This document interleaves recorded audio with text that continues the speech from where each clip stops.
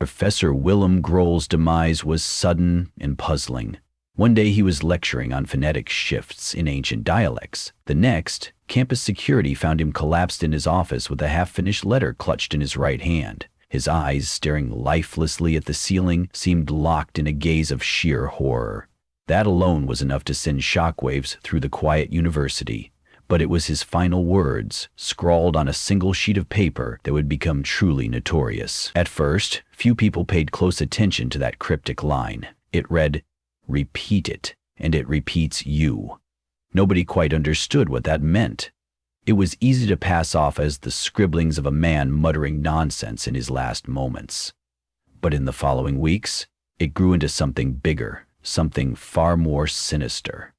In the days after his funeral, campus rumor took on a life of its own. Some said Grohl had been working on a secret linguistic project that linked certain words to manipulations of the mind. Others suggested he'd discovered an ancient chant that drove its listeners insane.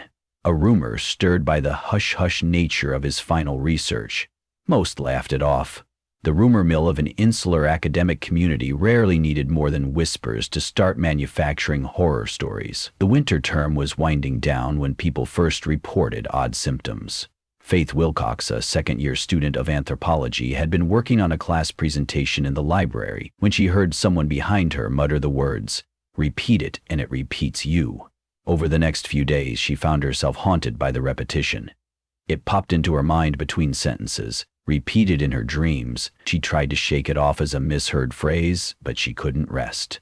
When she walked into her next lecture, her professor's voice seemed to echo with that same cautionary note. She fled the hall in panic, convinced she was losing her grasp on reality. Faith confided in her academic advisor, Dr. Vanette, who initially placed little importance on her distress. But as more students complained of hearing the same phrase, "Repeat it and it repeats you," delivered with a chilling edge, Dr. Bennett's skepticism wavered. The phrase seemed to follow people around campus like some intangible ghost, its presence turning from rumor to near omniscience. A few days later, Dr. Bennett was wide awake at 3 o'clock a.m., mindlessly scribbling the phrase onto a notepad with an unsteady hand and then scratching it out again, as if trying to eradicate it from his own mind. Campus authorities sent out messages assuring students there was nothing to worry about. They insisted the alleged viral phrase was nothing more than an urban legend. They said that Grohl's last note, one could hardly even call it a sentence, was simply a reflection of a dying man's delirium. Still, the rumor persisted, in large part because students insisted they had seen the late linguist's final scrawl pinned to the campus bulletin board outside the library. That note, old and yellowing at the corners, supposedly read something else too. Something more than, "Repeat it, and it repeats you." There were claims of seeing partial words that might have been scribbled out in black ink or rubbed away by a frantic hand, but no one was entirely sure what they read. When campus staff tried to locate and remove the cryptic note, they failed to find it.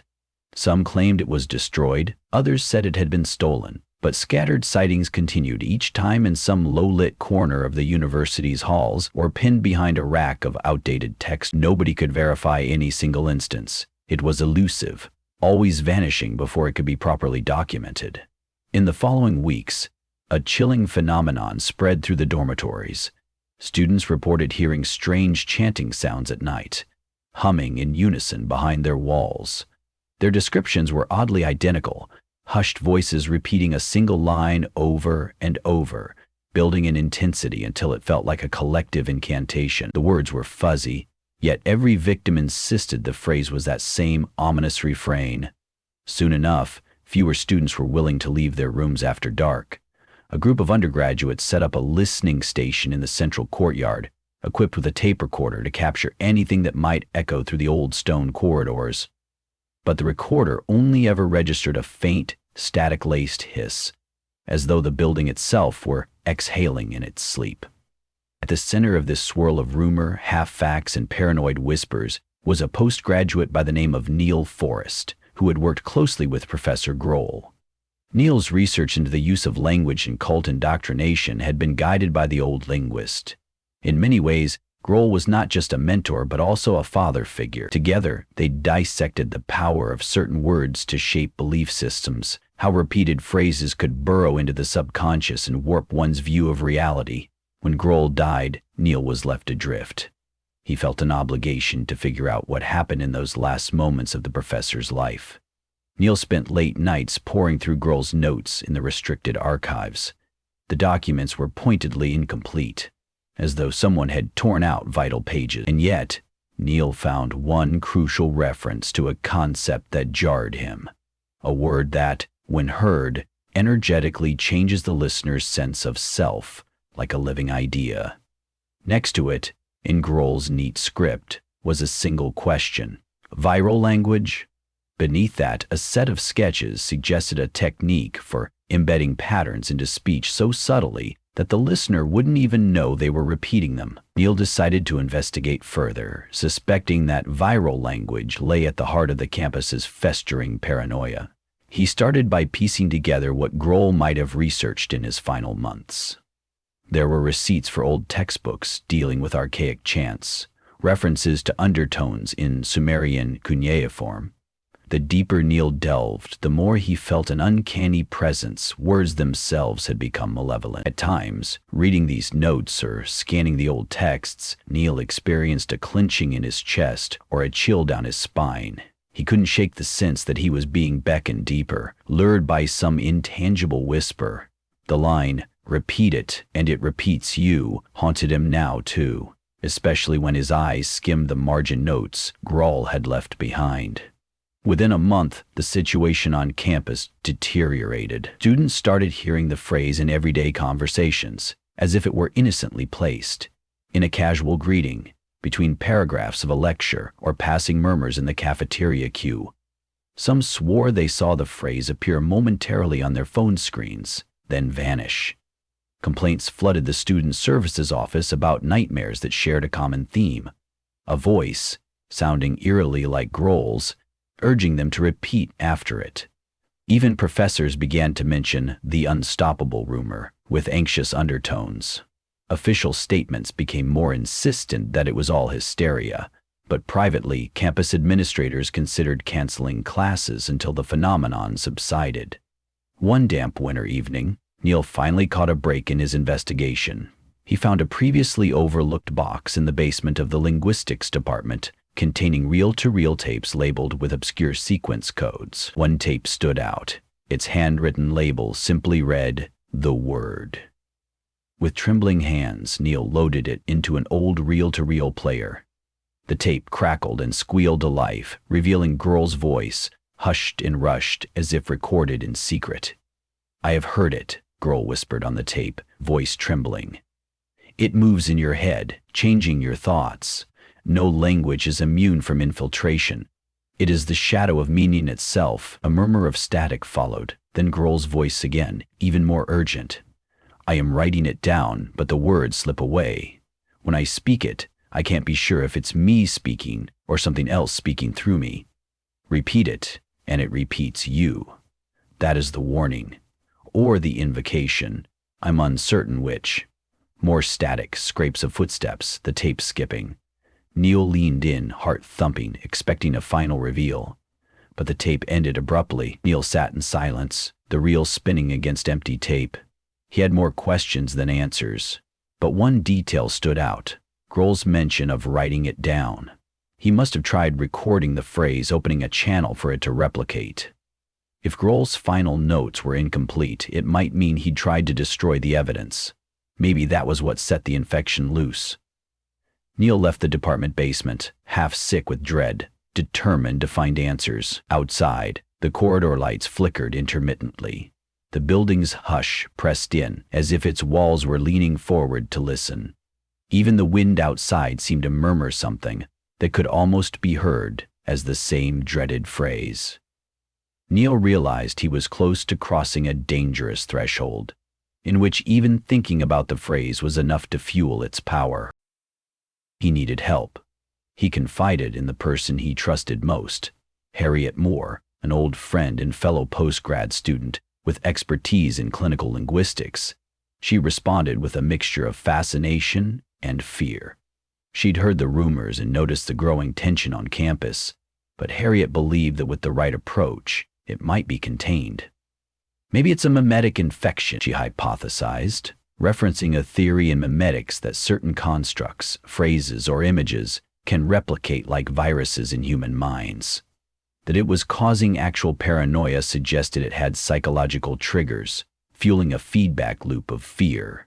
Harriet proposed they run a controlled test to see if limiting exposure to the phrase in a small group might halt the spread of its influence. That night, on Harriet's recommendation, they gathered 4 volunteers in the library's reading room, carefully chosen for their alleged immunity. They claimed not to have heard the phrase yet. Neil explained that the volunteers would be isolated from all external communications for 2 days, given no chance to inadvertently come across the phrase. Meanwhile, Harriet would monitor them for psychological changes. Before sealing the reading room doors, Harriet offered a final instruction. Do not read anything or speak about anything that could relate to Professor Grohl's last words. The volunteers nodded in agreement. The experiment did not go as planned. On the second morning, Harriet peered through the reading room's small window. The volunteers were huddled around a table, unresponsive to her attempts to communicate. They seemed to be whispering among themselves, yet Harriet couldn't hear what they were saying. She quietly opened the door, and at once a voice from inside cried, "Get away!" Then came a frenzied scramble of chairs. One volunteer shouted, "The words! You can't stop them!" Harriet froze, alarmed at how quickly the participants had unraveled. She stepped in and saw that half the books they had been provided as reading material lay strewn across the floor, pages torn out. The volunteers' eyes were wide, fixated on some invisible presence. One of them muttered continuously, mouth trembling, "Repeat it." Harriet fled and locked the door behind her, startled by her own fear, guilt pounding in her chest for inadvertently enabling the very compulsion they had tried to study. Word spread, overshadowing any attempt at secrecy. Panic on campus became more visible. Fewer people attended lectures. Some left the university altogether. Rumors circulated that the phrase had triggered actual psychotic breaks. Soon, Harriet's name was whispered in the same breath as a bungled experiment. In desperation, Harriet and Neil approached the administration to propose a complete shutdown, hoping to starve the phenomenon of new minds to infect. But the administration balked.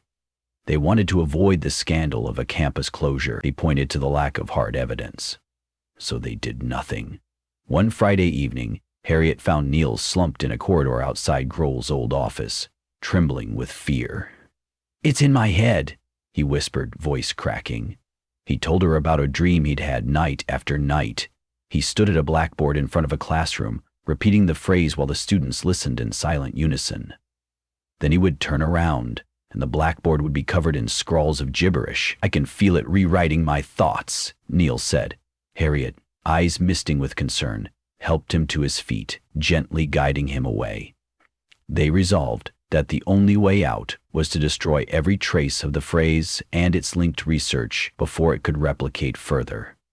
That meant hunting down every paper, every tape, every file that might contain Grohl's final message. But it also meant they themselves would need to forget it, to never speak of it again. Harriet, pragmatic as ever, suggested they structure a ritual of sorts, a linguistic exorcism, to forcibly dislodge the phrase from their minds. Her plan was to conduct a repeated meltdown of language, speaking random syllables until meaningful words dissolved into nonsense, thereby weakening the phrase's hold. In the small hours of the morning, they gathered in Grohl's office, which was left largely intact since the professor's death. The place had a stillness that made the air thick. Furniture, dust-laden and gloomy, stood as a silent witness to all that had transpired.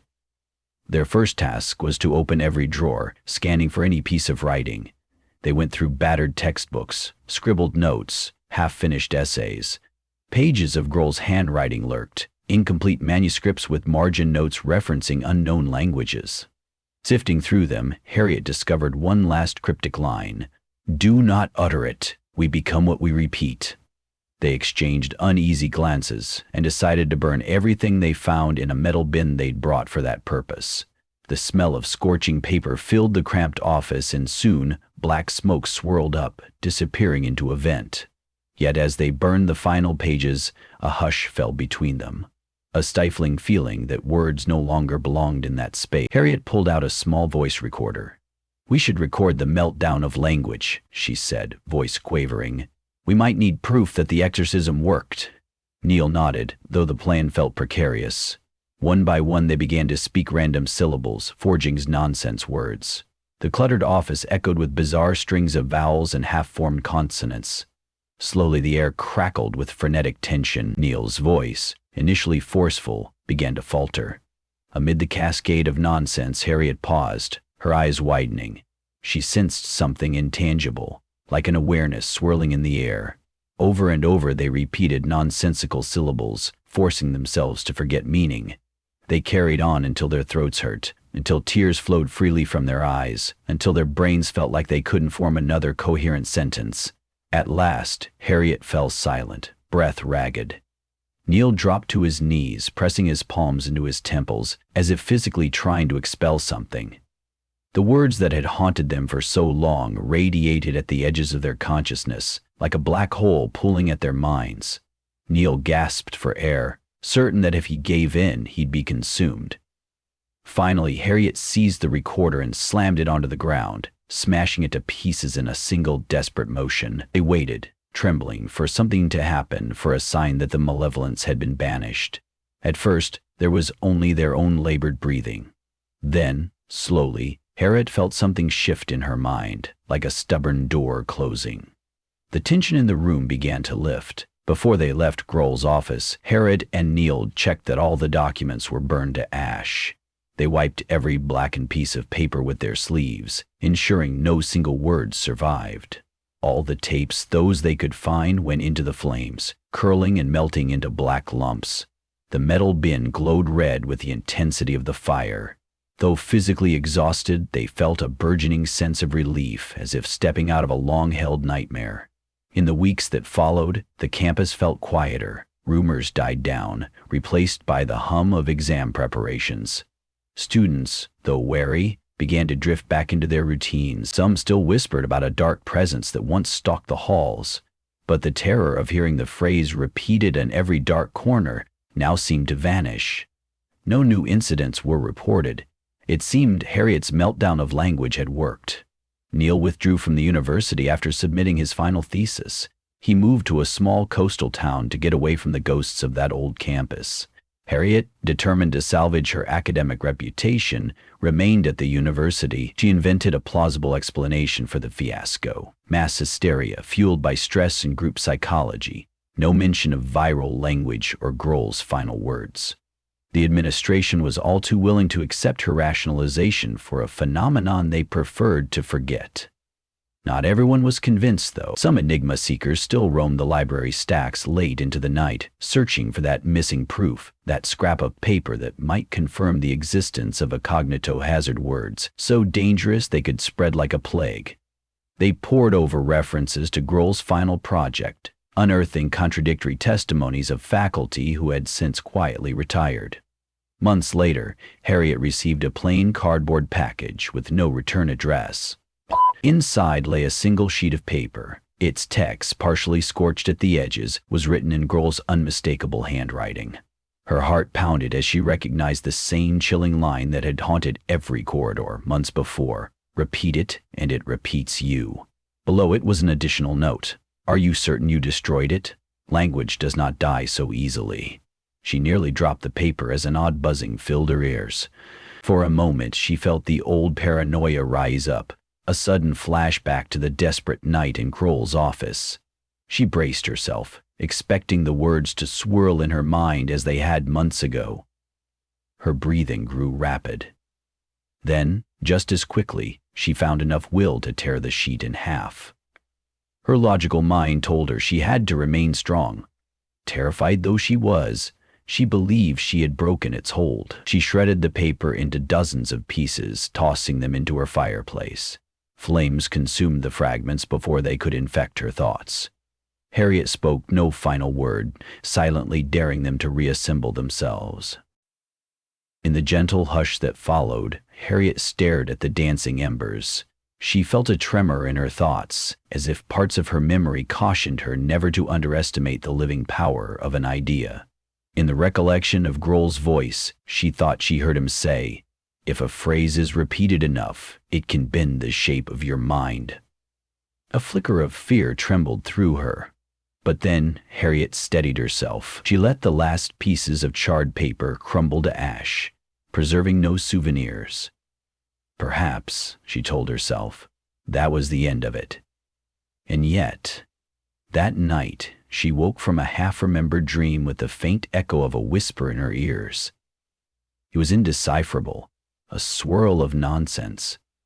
Or so she told herself, focusing on the memory until it faded into near oblivion. Still, when a sudden wind gusted through the window and rattled the bedroom door, she couldn't help the chill that crept over her skin. For an instant, she wondered if the wind was speaking or if she was imagining the hush that lingered in the darkness. Though Harriet drifted back to sleep, she did so with a single cautionary thought echoing in her mind. True language, once discovered, never really disappears. It lingers, hidden in the recesses of memory, waiting for the next curious soul to repeat its name, waiting to make you repeat it in turn until it becomes a voice you can no longer differentiate from your own.